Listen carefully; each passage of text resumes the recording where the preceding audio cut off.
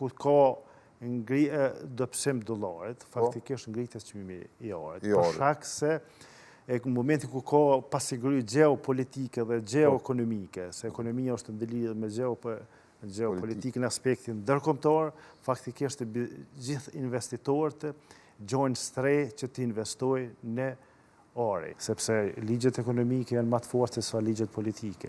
Po tek ne ende nuk e kena kuptuar, në përgjithësi po flas, po them në 3 ose këta mirë, po në përgjithësi të kundërtën, se ka më herët për shembull mirën çdo kush me politikë është militant i një partie ose nuk e këshon mirëqenien ekonomike, sociale, apo sipas logjikës ekonomike, apo sepse i vështirësohet për çdo ditë më shumë edhe flajmë gjëmë nuk në mënyrë demokratike, pse mos me protestu, pse mos me ngrit zonën për shembull për ngritje të çmimit të energjisë elektrike, për shembull ka pas vetëm 100 veta sa këndal aty për shembull. Jo, jemi konë njëherë më duket një 200-300, po prapë pak. 200-300, s'kan efekt ata. Po. Ata i përgëzojnë për shkak se këto janë çështje ekonomike, jo çështje politike. Mirë, po do duhet mirë pasore, pëse jo me ngrit zonën. Po më duket këtë... Me ngrit edhe vedin edhe teke...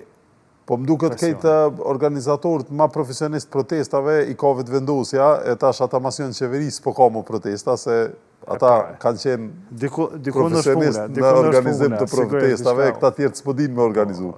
Qashtu po më duket. Mirë, po shpresojmë që të reflektojnë si shoqëri në këtë aspekt edhe mirë me çështjet Po, shpresojmë, do më thonë që ndalet inflacioni në anën banë, do më thonë edhe rajonit, edhe ndërkombëtarisht, se jemi të ndikuar shumë që përmend edhe në fillim që jemi një ekonomi e ndikuar shumë nga bota për rreth, pas që nuk prodhojmë shumë, importojmë shumë, kështu që shpresojmë që ndalet edhe ndërkombëtarisht, se s'është që na kena më apo shumë hizmetin me ndalë na vetë.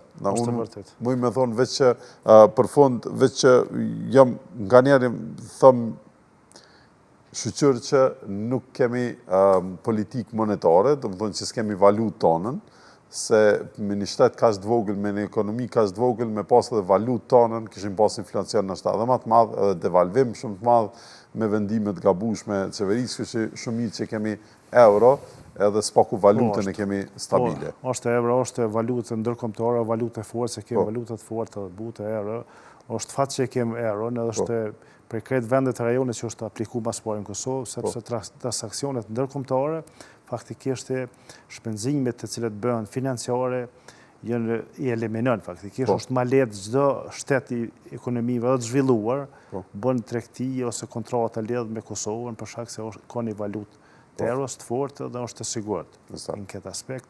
Mirë pasoj për gjithë se e kema herët që për në aspektin monetar, faktikisht është për shembull muajin e kaluar, është si mas dhënës statistikore, 6.38% është interesi i bankës sëndrore, për shëdhënien e kredi, ma lartë si çdo vit edhe si çdo muaj. Kjo është i rezultati i inflacionit, që mund dalë inflacioni edhe. Po është thjesht bizneset përmes kredive zhvillohen në çdo vend, faktikisht është jo joshse, është jo stimuluese ngritja e interesave të kamatës. Është kjo edhe lufta që Trumpi që pe ka me bankën qendrore të Amerikës, që pe shtyn ton kohën me ul interesin, bankat nuk dojnë me ul interesin se s'dojnë me shty inflacionin, kështu që është një luftë ton kohën të tërheq dy fuqi. Është e vërtetë kjo. Edhe Trumpi mirë, po Trumpi vjen prej botës të ekonomisë, botës biznesit. Po dhe don me investu sa më shumë biznes. Dojnë me investu sigurisht.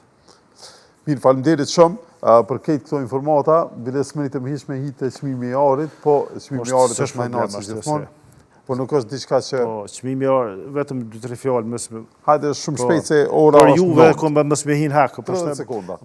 Momentin ku ka dëpsim dollarit, faktikisht ngritjes çmimi i arit, për shkak se në momentin ku ka pasiguri gjeopolitike dhe gjeoekonomike, se ekonomia është ndërlidhur me gjeopolitikën aspektin ndërkombëtar, faktikisht gjithë investitorët gjojnë shtrej që të investojnë në ori.